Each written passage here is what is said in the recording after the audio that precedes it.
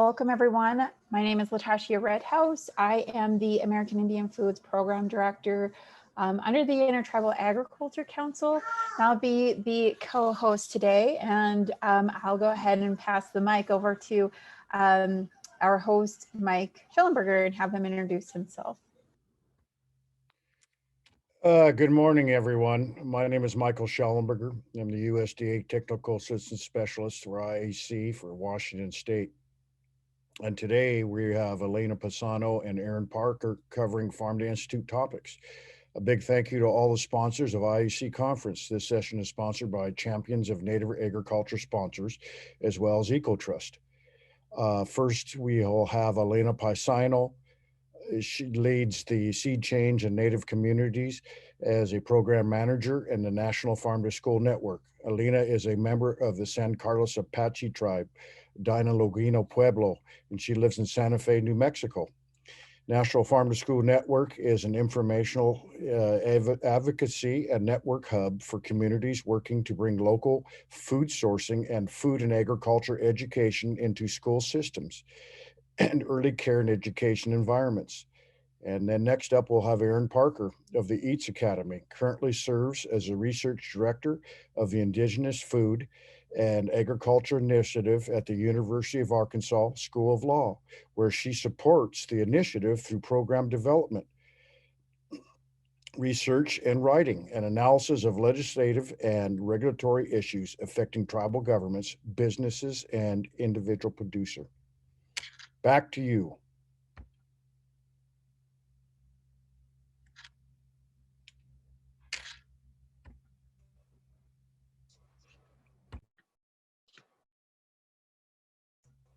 All right. Good morning, everyone. My name is Elena Pisano. Thanks, Michael, for that introduction. I will take a moment just to clarify.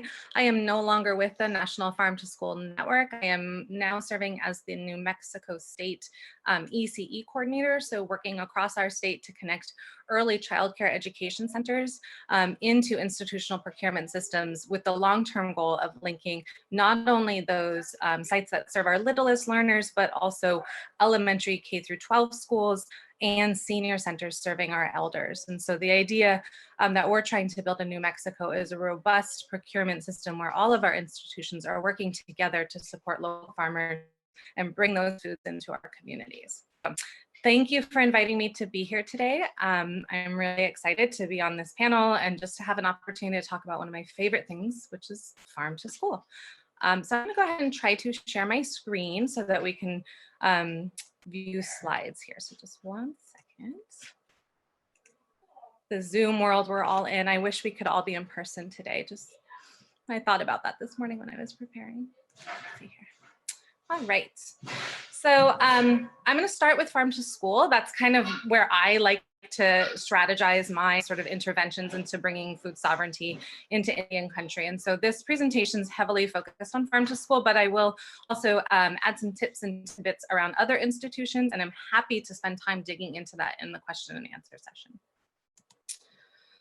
So, why farm to school?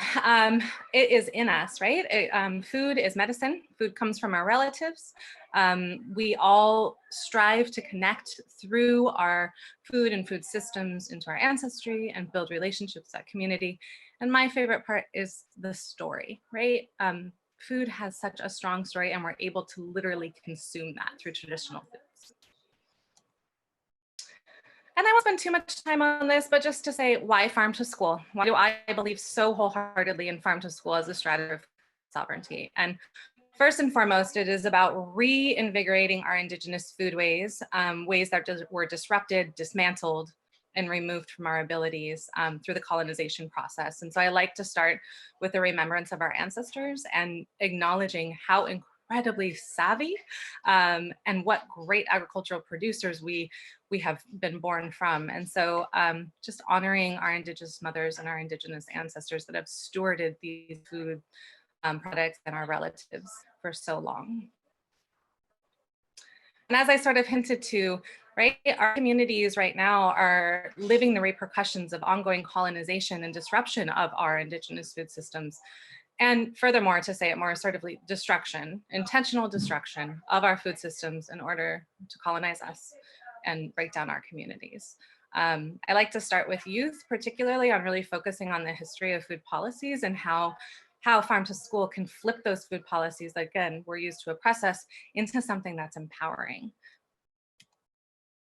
And I think particularly schools are a very strong place to start because we know the history of what schools have meant for so many of our relatives, and that they really were centers of assimilation targeted at continuing that colonization process for generations to come. As we all know, early boarding schools were not a place that was conducive to healing, and through farm to school, we can transfer those institutions in our communities that we all sort of hold with mistrust into centers of education, of community building, and of revitalization.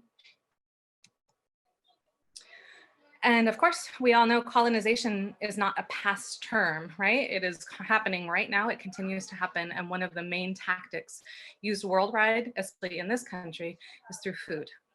Control the food source, control the people, and take away healthy food from our youngest eaters and change their palates from an early date. And it's hard to change those patterns, right? So relearning our Indigenous foodways in school, what a powerful opportunity we have to use those public resources to actually change that trajectory that we were put upon. So food sovereignty, it's an affirmation of who we are as Indigenous people and one of the best ways to restore a relationship with the world around us. I like to share this photo that was shared with me from a friend and relative in White Mountain Apache, Clayton Harvey, who is a farmer. And he shared this with me early on in my work when I had not to work with him, and saying, you know, this is food sovereignty, this image of our matriarchs tending, stewarding, and loving that role, right? If you look at these women, it is central to who we are. It is a role that we have held in our societies and communities, and we want to see that transfer to a modern era, particularly young people that are entering this work around food systems. There's so much opportunity to redefine what food sovereignty looks like moving forward. And again, why farm to school? And I'll stick with farm to school and then broaden, but it really is about having that opportunity not only to consume our food history, and our relatives, but to can make those connections into our spiritual and intellectual selves. So combining not only consumption of foods, which we sometimes call local procurement, with food education and cultural foodways education. So learning those recipes, learning seed saving and ceremony and song, and connecting language programs, as well as my favorite thing, really celebrating with community. In every single farm to school program, there's always a community feast in Indian country, correction. I've always seen a community feast or ways to give back. The goal is always to bring in more community into school and to see that reverberate. And what happens is so much healing and so much beauty. So real quickly, these are a few pictures from some grantees that I had an opportunity to work with when I was working with National Farm to School Network and before. So we've got folks on the end there, the little boy with the giant zucchini. I believe that came to us from Passamaquoddy, Maine, and their farm to school program. In the middle here, we've got the our Alaskan partners up in Heidelberg City Schools. And then far over on the right, Star School in Navajo Nation, just outside of Flagstaff. And edible education, as folks say, it looks so different everywhere. And what I love in Indian country is that it looks just like it looks in our aunties' kitchens, right? It's remembrance, it's the smells and sounds, and there's always, always laughter. So real quickly, just to dig into this education component around farm to school, as I said, it's more than just nutrition, health, and culinary education, but it is those traditional teachings, and it is bringing community in. And so we have this opportunity to connect common core curriculum that's handed to us by states into what is our Indigenous knowledge. And so this is kind of translating into those academic measures, and there's a lot of great work happening. School gardens, and I don't just say school gardens, I feel like that's stopping a little short, particularly in Indian country. It's also about foraging traditional foods, right? And seed keeping, and so many of these components that go beyond just harvesting and domesticating plants, really building those relationships to our living and natural ancestors. and then local and traditional foods. So knowing that, locally procured foods from within our state or our county or, even the city are very valuable to have, and that supports our local economies and gives job opportunities. But beyond that, traditional foods and that healing component and what it does, not only for the consumer, but for every hand that is a part of bringing that to youth. It's really a beautiful thing. Oops. And so farm to school allows us, or really employs us, to use those strategies that were used to colonize our people, to disempower us, and to ultimately try to eradicate us, and use those exact same strategies, food, education, schools, institutions, and decolonize future generations so that we can start building food sovereignty from within those very systems meant to hold us back. I like to share a few really great models that I think are happening in Indian country that really speak to that sovereign component. So starting real quickly with Star School, really focused on working with local producers, working in traditional ways. You'll see here they're preparing a sheep for a feast, and all in, right? Like there's no little school cutting boards. It's not diluted. It's not westernized. It really is in this beautiful, pure connection where you can feel it with all of your senses and all of your spirit. And they've done so much amazing work, not only on procurement, but really developing out recipes and menus that are used in their meal program that highlight Dene foods and bring that education not only to their students, but to the broader community. My grandfather lives right near there at Loop Chapter, and really enjoys going to take place in those ceremonies and in those events at the school. So it really is healing across the spectrum of our littlest learners all the way to our elders. The Aleutian Prialboth Islands Association has made this amazing Head Start curriculum. I encourage you all first to try to remember how to pronounce it, and then secondly, to go check it out. It is not only a beautiful curriculum that's rooted in the culture, but it was designed by local artists and story keepers and sea keepers in partnership with public partners. And the result is just phenomenal and something that I think we all aspire to bring to our communities. And the Bernalillo Public Schools in New Mexico, my neck of the woods, we have seen some amazing strides, and that, really about institutionalizing farm to school. So having school infrastructure like gardens or water catchment facilities, but also having paid jobs within the district to support school garden coordinators. That's a rare thing in general, and especially in Indian country, to see our schools have that additional capacity. So Bernalillo Public Schools has really taken on supporting the Native population that they serve, and in doing so, really improving school environment for all of their students. And to highlight a few resources that I think are really great places to start getting to know farm to school and farm to institution. First of all, really starting there with the foundations of food sovereignty and policy recommendations, the Feeding Ourselves report. I'm sure so many of you have read that cover to cover, but it's worth looking at it again, and really with that filter of farm to institution or schools, and considering how you might work in your community. Farm to school specific resources. The National Farm to School Network has a great resource hub on their website and staff that can help you. They have fact sheets and all sorts of different trainings. It's really a great program. First Nations Development Institute, they've got the Farm to School Resource Guide, which I think is a great place to get started. It's almost like a workbook with resources. And then a really good example that's being used in one of the states is the Wisconsin Farm to School Toolkit. And they've really dug into all those questions around incorporating traditional foods, foraged foods, and community harvested foods into school programs, the policies and some of the challenges that come with that. But it is a really great resource and has some wonderful recipes as well. Here's my information. So please, at any point, feel free to reach out and email me if you want some more questions, or if you want to have a conversation about other institutions. I'm happy to do that. And now that I am working on a contractual basis, I'm really working close to home here in the Southwest, but I'm happy to chat with any of you at any time. So thank you so much. And if there's any questions, I think those come at the end, but I'll wait for Michael to tell us.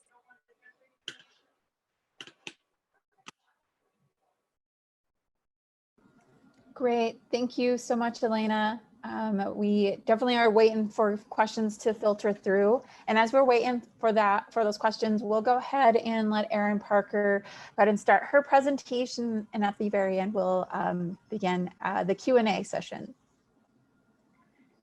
Great. Thank you, Latasha. Thank you, Mike. And thank you, Elena, for starting us off in such a great way. I really enjoyed your presentation. For those who don't know me, my name is Erin Parker. I also have had a slight change in my bio, like Elena has, since we sent our bios into IAC. I'm now the interim director of the Indigenous Food and Agriculture Initiative here at the University of Arkansas School of Law, and I am thrilled to be with you today to talk a little bit about another farm-to institution possibility, and that would be the FDPIR 638 opportunity that came out of the 2018 Farm Bill. So I'm going to do the same thing that Elena did and share my screen.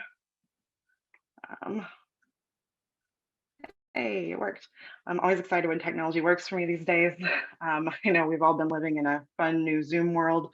I was listening to Elena talking about how much she missed being with everybody. I echo that 100%. This is definitely my favorite conference to attend every year, and I'm so grateful to IAC for making it happen virtually this year. But I do miss just the energy of being with all of the people that I work with around the country, around Indian country, getting to see old friends, getting to make new friends. So wherever you are, good morning, good afternoon, good day, wherever you're calling in from in the world, thanks for joining us here today.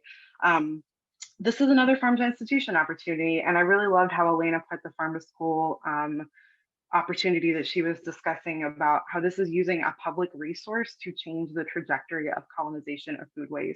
And I think that this is another good place and another good opportunity to do that. So I'm going to walk through a little bit, just very, very briefly about IFAI, just in case anybody isn't familiar with our organization. I'm going to talk to you a little bit about what 638 is generally, and a little bit about how we can take that and use that as an opportunity to decolonize foodways through an existing public institution or resource, which is FDPIR. And then I'm going to talk a little bit about some next steps and where we are in the process right now and how IFI can be a resource to you if you're interested in taking advantage of this opportunity. So a little bit about us before we dive into the material. In case you're unfamiliar with the Indigenous Food and Agriculture Initiative, we were founded at the University of Arkansas School of Law back in 2013 by two amazing Native women, our former dean and former vice chancellor, Stacey Leeds, who's a citizen of the Cherokee Nation, and our founding director, Janie Simship, who is a citizen of the Chickasaw Nation. I've been with the initiative pretty much the whole time. Actually, I joined us back in 2013 as a graduate assistant. So I've been able to watch our organization grow and do all the good work that we've been able to do across Indian country. Really, our goal the whole time has been to put the tribal sovereignty and food sovereignty by prioritizing tribal governance in all of the things that we do, providing strategic legal analysis and policy research to Indian country, really being that that resource for tribal governments, for Native farmers and ranchers and fishermen and food people on anything that touches food and agriculture. We're a free resource to you on all of those topics. So we provide a variety of programs and projects under that umbrella of our work, and I won't spend too much time talking about them, but just to hit a couple of highlights. One of the things I probably will come back to at the end of this presentation is our Model Tribal Food and Agriculture Code, which is a foundational comprehensive set of food and agriculture laws designed for tribal nations who are interested in expressing their sovereignty through food and agricultural law and policy. So that is one free resource that we've got out there. We're also the research partner to the Native Farm Bill Coalition, which I'm going to talk quite a bit about today as part of this presentation, because we're going to be pretty heavily focused on Farm Bill provisions. So with that, in case anybody listening is unfamiliar with 638 authority, don't worry, I know there's a lot of words on the slide. I'm not going to read the whole slide to you, and there will not be a quiz at the end about 638 authority. I just wanted to give you kind of an overview of what that was in case you are unfamiliar. So 638 authority really comes from a law that was passed in 1975 by Congress, the Indian Self-Determination and Education Assistance Act. And what that law did was acknowledge tribal sovereignty and it also acknowledged the trust responsibility that the federal government has to tribal nations to facilitate tribes actually being able to directly assume some of the responsibilities of administering programs, services, functions, and activities that otherwise the feds would be providing. So basically the federal government provides the funds to tribal nations through 638 contracts or compacts respectively, depending on how they're set up. And then the tribe is able to actually be that sovereign and do exactly what tribal nations have always done and help regulate for the health and the safety and the welfare of their people, and actually carry out those programs in a way that can be tailored to the citizens of the tribal community, to their needs, to their culture, and whatever needs to actually happen to make that program run in the best possible way for that tribal community. So it really is a significant acknowledgement of tribal sovereignty. And we know that not all tribes in Indian country today are interested in being 638 tribes, but for those that are, there's about 67% of federally recognized tribes that have some kind of 638 agreement with the federal government. About 60% of the IHS budget, for example, is tribally administered, and about 50% of the Department of the Interior's budget is tribally administered through 638 contracts or compacts. And you'll notice that I've mentioned IHS and Interior specifically. Historically, since 1975, when the law was passed that created 638 authority, those are really the spaces that 638 authority has applied. Until 2018, when the 2018 Farm Bill was passed in December 2018, we had never seen this kind of authority ever being offered at USDA, the Department of Agriculture. But that changed with the 2018 Farm Bill, and we got the 638 opportunity for FDPIR. It's the very first time that this acknowledgement of tribal sovereignty has been extended to USDA programs to actually put tribes back in that driver's seat, acknowledge tribal sovereignty in the procurement of food for some of the FDPIR food packages. So it's an exciting change. And just a little overview of FDPIR in case you're unfamiliar with FDPIR. FDPIR is the food distribution program on Indian reservations. I apologize for speaking in acronyms, but that is what the acronym stands for. And that program has existed in its current form since 1977. It serves about 90,000 folks across Indian country every single month, providing them with a package of food. Some of the things that are in the food package just currently, since 2010, fresh fruits and vegetables have been a permanent part of the food package. There's some year-round fruits, some year-round vegetables, and then some things that come in and out seasonally. And I've listed all of those things that were available in the last fiscal year on the slide here. So you can see the variety of fresh fruits and vegetables that are available in the FDPIR program currently. And there's also some traditional foods that are in the program currently as well. This is ground bison, wild rice, blue cornmeal, catfish, and wild salmon. I know the picture of ground bison is not actually ground, forgive me, I'm sorry. It is ground bison actually in the package. There's also lamb or mutton, and they're working on some walleye and other fish to be sourced for the food package as well. And really these last two slides, the fresh fruits and vegetables and the traditional foods that are available in the FDPIR food package today, I wanted to highlight because I wanted to show you some of the changes that have happened in the food package over time.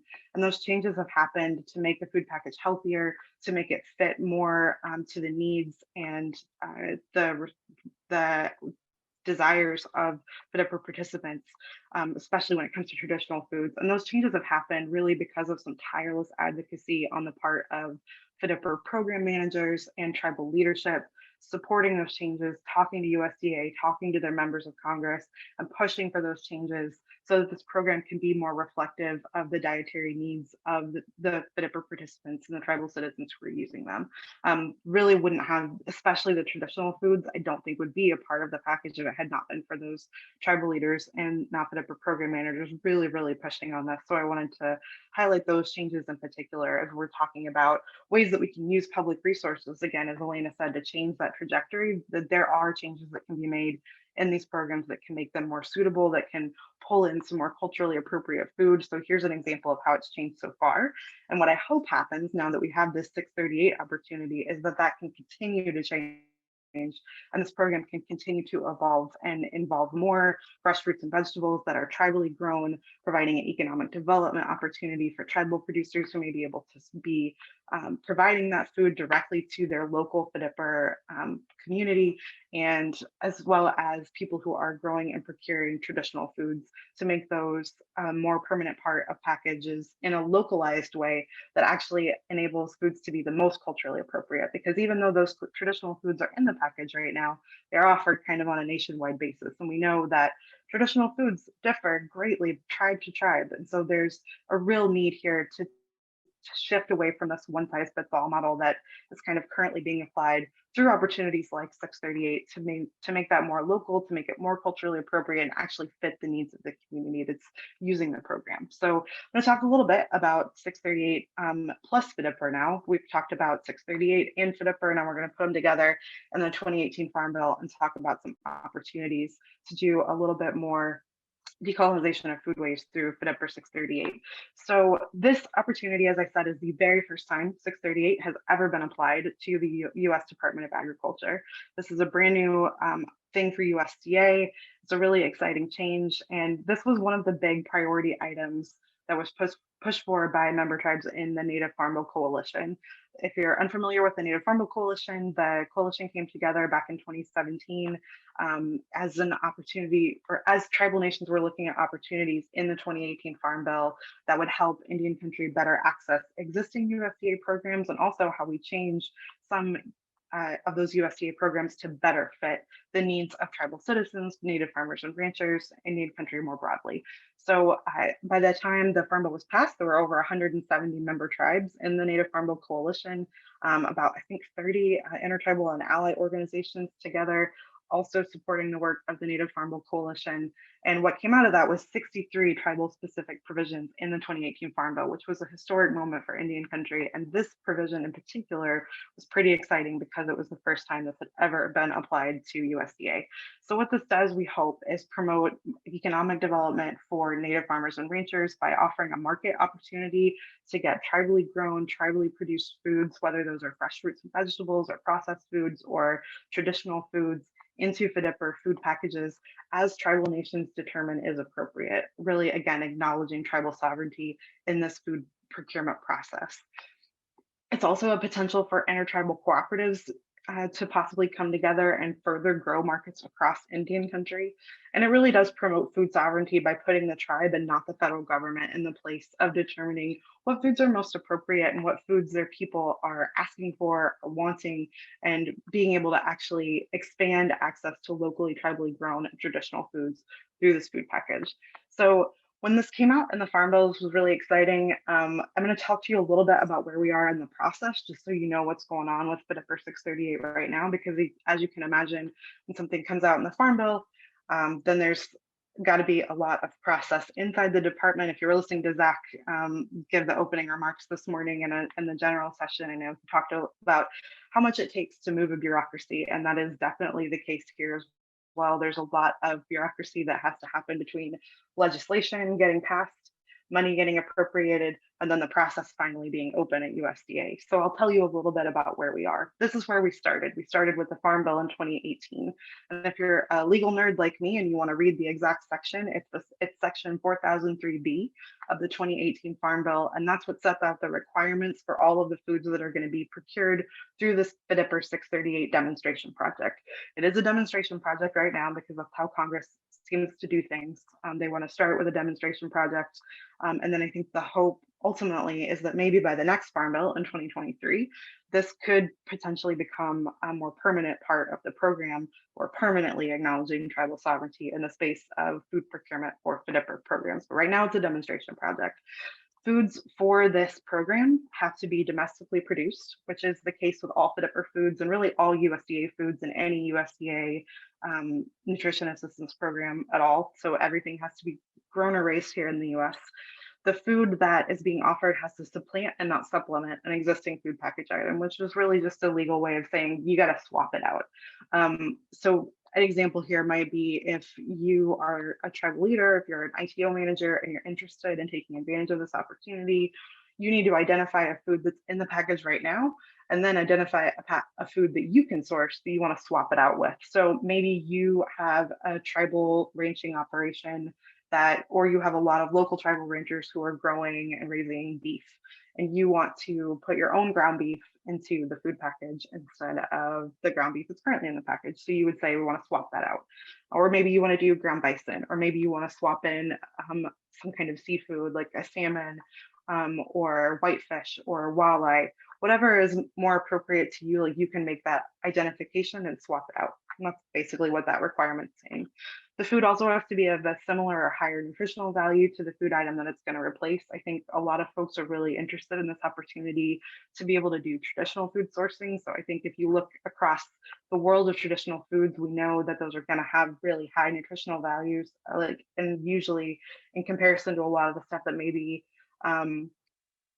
in a package currently, it's already going to meet that standard. So that's out there as well. And then there's a catch-all criteria that really gives the Secretary of Agriculture just some broad authority to add some additional things. And tribal leaders, since this came out, have been asking USDA to not exercise that authority and to keep these minimal requirements. This is pretty streamlined. This is it. These are the only 3 requirements that the actual legislation puts out. So ultimately, then after we got this passed in the Farm Bill, it has to go over to appropriations, and there had to be money appropriated for it. Congress did appropriate $3 million for this project in 2019, but as you can see on my slide, those funds are only available until September 30th of 2021, and this opportunity is not open yet at USDA, so we know the clock is ticking. They're really encouraging them to get on this and open the process as soon as possible so that money can be expended and people can take advantage of this opportunity. I don't want to leave us plenty of time for questions, so I'm going to speed through a couple of these other slides, but basically this is a huge economic development opportunity and a huge food sovereignty opportunity within USDA. It's really what this will do once it's open is enable tribal nations or ITOs to enter into self-determination contracts for the first time with USDA, procure food for FDPIR food packages, and promote tribal sovereignty in doing that. This is going to help support local tribal producers of foods, whether that's fresh fruits and vegetables, traditional food products, anything that you can source, you can swap out in the food package pretty much. USDA is still working on the application process for this. So I just wanted you to kind of see where we are. This is how this should work. This is sort of the process flow that we should be going through. So we started with the 2018 Farm Bill in Congress. We went through Congressional Appropriations. And we'll pause here and say too, those appropriations are annual. So even though we got $3 million appropriated in this first round, and those funds do expire at the end of September of 21, there's more opportunities in future appropriations bills for Congress to continue to appropriate money for this demonstration project. So that's not the only opportunity that FDPIR will see to have this demonstration project funded. There are future opportunities, but a lot of it really hinges on USDA being able to open this process and get that money spent out in the first year. So as you can see from the arrow that I put on the screen, where we are right now, we're kind of stuck in this third section. We're stuck at USDA. We're waiting for USDA to open the process. USDA has done some requests for information. They've heard from tribal leaders in consultation, as well as responses to official requests for information in the Federal Register. We're just waiting for the process to be open at this point. There's been a lot of good back and forth and a lot of good dialogue and some government to government consultations. And the last round of draft criteria that USDA released to tribal leaders responded very positively to, and we're all hoping that that will be ultimately what they go with, but we're still sitting here waiting.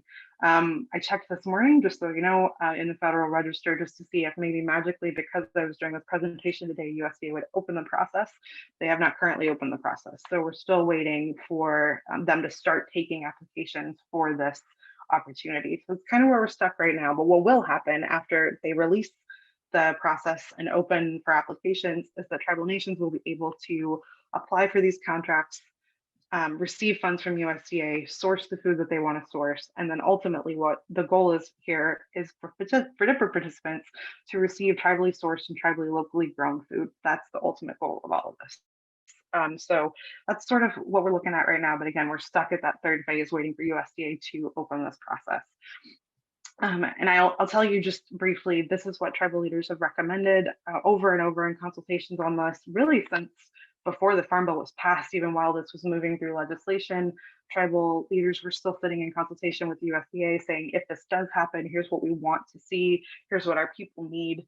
They wanted as many applications funded as possible, recognizing this is only $3 million for a demonstration project. We know it's not going to be able to fund every application that comes in the door, but I do think that the more applications that come in, the more information tribal leaders have to talk to their members of Congress and say, look at the need that's out here, look at the interest that's out here. We want to be able to acknowledge tribal sovereignty in this process and feed our people through this program. And then maybe there's some opportunities in future appropriations bills to see more funding come through this, as long as USDA opens the process very quickly. But that's kind of where we are. So tribal leaders have also asked, no additional criteria beyond the Farm Bill criteria. USDA has kind of stuck with that. I think in the current iteration of the draft criteria, that's kind of where we are.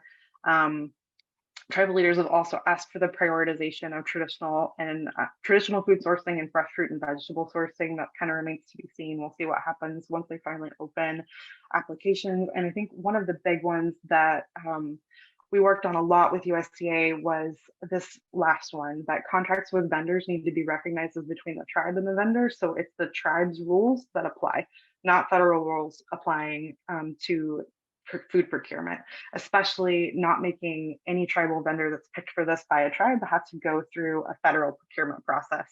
That's really long, it's very costly, it takes a lot of time. It's one of the reasons why we don't see a lot of tribally produced food in the food packages today, just because that process is so arduous.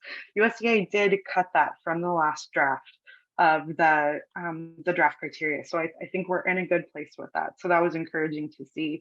But again, we're still waiting for them to actually open the process. That doesn't mean that there aren't things that tribes can do right now if you're interested, though, in applying for this as soon as it is open. So these are some questions that you can kind of sit down and think about and strategize now while we're waiting for USDA to open applications. And one of the big ones is really, I think, sitting down with your ITO program managers, recognizing their expertise in this area, knowing that they know their FDPIR clients, they know their participants very, very well. They know the foods that those folks like to eat and regularly take from the food package, and the foods that they're not so keen on. And you can maybe make a determination there as to which priority are the foods that you want to swap out. So you can identify some foods in the package that are not as popular that you want to swap out with something that you can source locally. And if you haven't done a food sovereignty assessment, I would encourage you to do that. That's a really great way to see what's available to you locally. First Nations Development Institute has a great resource on that and a toolkit that can help you walk through it. You can also look at your National Census of Agriculture data and see what you've got being grown around you if you want to look at that landscape. And our office can definitely help with that as well. Just looking at your existing food systems infrastructure too, if you have farmers markets, people who are selling, doing CSAs or tribally supported agriculture TSAs, any of those kinds of things may be good opportunities to find some vendors that you can source from. So you can also look at some tribal governance aspects as well right now, like what entity within your tribal governance structure do you want to manage this, or does manage 638 right now? And is there anything that needs to change to allow that to go to a food procurement process? All of those things are things that you can kind of be thinking of right now while we're waiting for USDA. Tribal leaders did ask that this program be opened by the end of the calendar year, and no later than by the end of the calendar year. I know we're creeping closer to the end of the calendar year. I am hopeful that they'll be able to open this up before the end of the year, but that does remain to be seen. So these are some things that we can definitely do in the meantime. And IFAI is ready to help you out if you have any questions in this process. If you're looking at creating some kind of governance structure to be able to run this, we can help with that as well with our model food code or any of the other educational opportunities that we have through our program. We're more than happy to be a resource for you. So please contact us anytime. This is my contact info, but also everybody in our team.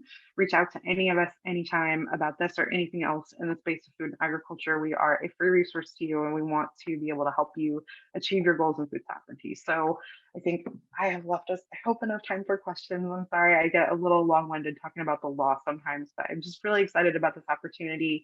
I think that once it does finally open at USDA, we're going to see this as a really good not only market channel, but way for tribes to continue to express their sovereignty in the space of food and agriculture and make those determinations about the foods that their people want to eat, and be able to really promote some food sovereignty through this program. So with that, I will turn it back over to Lottie and Mike.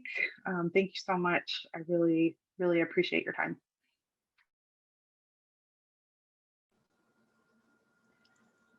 Great. Thank you so much, Erin. Like, I feel like this is a moment where we should celebrate and just do like a quick happy jig. Like, that's really, really exciting that there is this new economic development opportunity for producers all across Indian country. And it's it's exciting to see what comes of it. So thank you so much for presenting on that.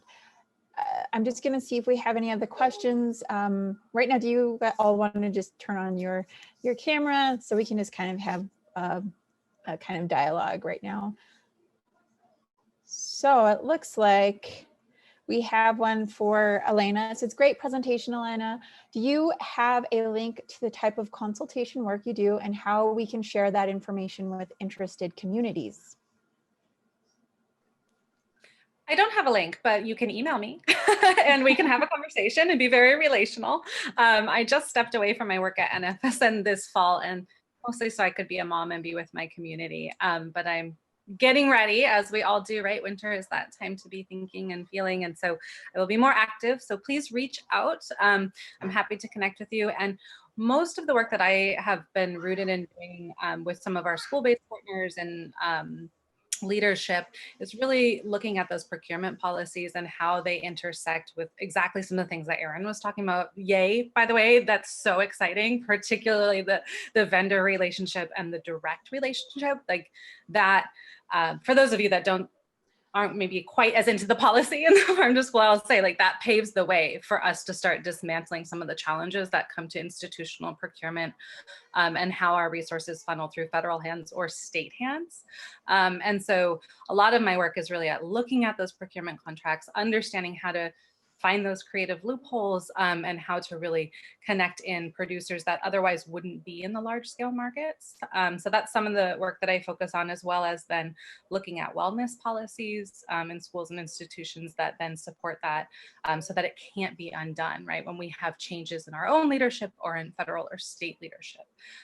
So a lot of policy work, and then also just inspiring folks to set up new programs and share curriculum. So again, please reach out to me. It's my first name, elena.lastname@gmail.com, and we can chat and find some ways to follow up.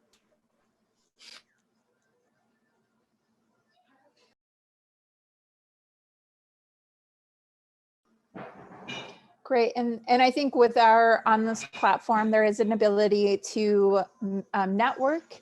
So if you have time in between presentations or on your downtime while you're looking at exhibitors, you can go ahead and view certain individuals' profiles and shoot them a message or interact that way. But there seems to be another question here. All right, so I see, how do we get more tribal leaders involved? And I'm assuming that might be, I mean, I think that should be an overarching question for farm to institution strategies, but also how tribal producers, tribal ranchers, farmers can get involved with the FDPIR updates. How can they encourage tribal leaders, but also how can producers get involved as well? So I'll just shoot that to Erin, and then Elena, if you want to go ahead and follow up on that. Sure. Thank you for that question. I'm really glad to be able to talk a little bit about the Tribal Leaders Consultation Working Group for FDPIR. This is something that NAFDPIR, the National Association of Food Distribution Programs, their board really advocated for a very long time, to be able to actually have consistent government to government dialogue through consultation just on FDPIR with USDA.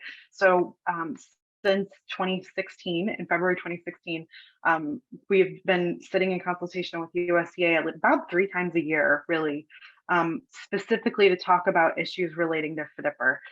It is an ad hoc body of tribal leaders. People come and go, and especially now during the pandemic, I know tribal leaders have been incredibly pressed for time, and so people have come and gone on the working group. But it is a dedicated working group that meets 3 times a year with USDA, specifically focusing on FDPIR issues. So if you are a tribal leader, if you have a tribal leader who might be interested, our team at IFAI helps staff tribal leaders for those meetings and supports NAFDPIR with strategic legal research and policy analysis on those things as well. So I would be happy to loop you into the group, put you on our email list.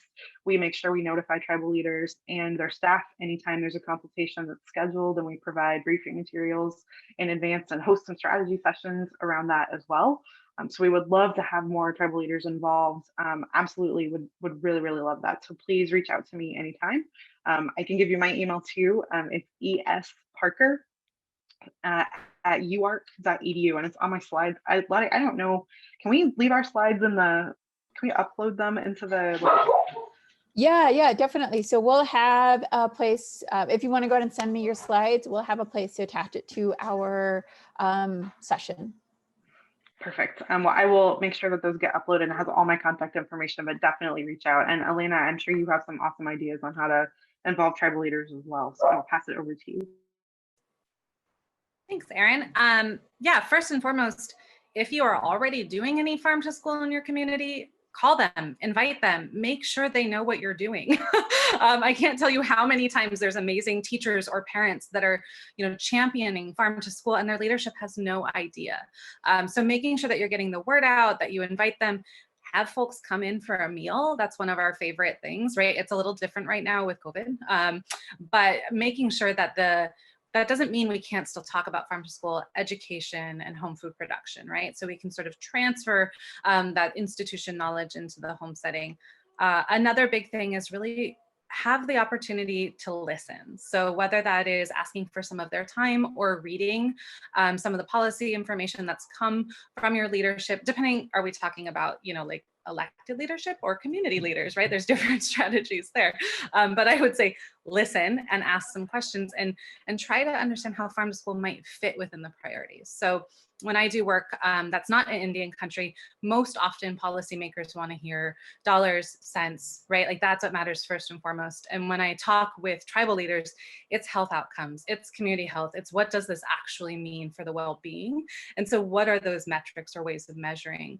And then kind of steering the conversation in that direction, right?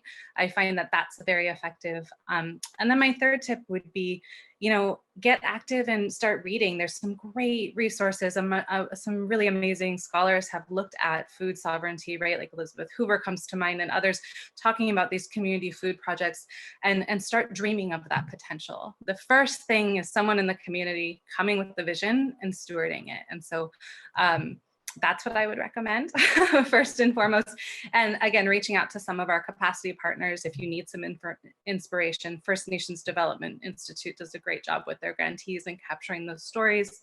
IAC and the NIFSA group as well have been active, and looking at the USDA Farm to School website is a good place just to get started and see that there are federal dollars coming into Indian country through those grant programs, and you can do it too. And they want to see more of it. So it might be about taking some of the skills you have, like myself, grant writing.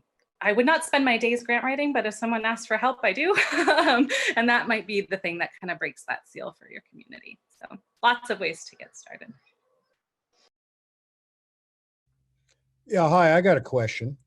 Let's see, this one would be to Erin Parker. Erin, is there any movement on the appropriation of the other $2 million? And also, I guess I got another question. When do you foresee the other funding to be available? Yeah, so I think what this is referencing is thank you for highlighting this. So in the Farm Bill, it authorized up to $5 million for this demonstration project. What Congress chose to fund was $3 million. So in the next appropriation cycle, I think, and this, if you have a chance to tune into the 2023 Farm Bill talk, I think with me and Zach and Colby tomorrow, I imagine this will probably be on the agenda for sure, because I know Colby's going to talk a lot about the Native Farm Bill Coalition's work. I think that's probably going to be on the list of priorities looking at, I don't want to speak for Colby or IAC, but I would imagine looking in future appropriations bills to get the full $5 million is going to be something that can be requested. And I do think, next appropriation cycle will be next year. So what we'll be looking at, you can ask for more than 5, right? Like some of the asks that came in this appropriation cycle were 7 or 9. What Congress ultimately chose to go with was 3. But there's an extra $2 million that didn't get funded. So you could ask for more than 5. That's totally possible. It'll just be a matter of working with tribal leaders, working working with members of Congress in the coming year to figure out ways to get that money into appropriations bills. That'll really be what it's going to come down to. There are possibilities for that for sure. And I think the Native Farm Bill Coalition, having that voice in DC now permanently, is going to be a really important way to hopefully move the needle on some of those things. So I would definitely look there for some materials about what's coming up in approach cycles next year. Thank you. And ladies, just in case I lose you, thank you so much for your presentations. It's just been absolutely excellent and full of information. And hopefully I get to see you all in Vegas next year.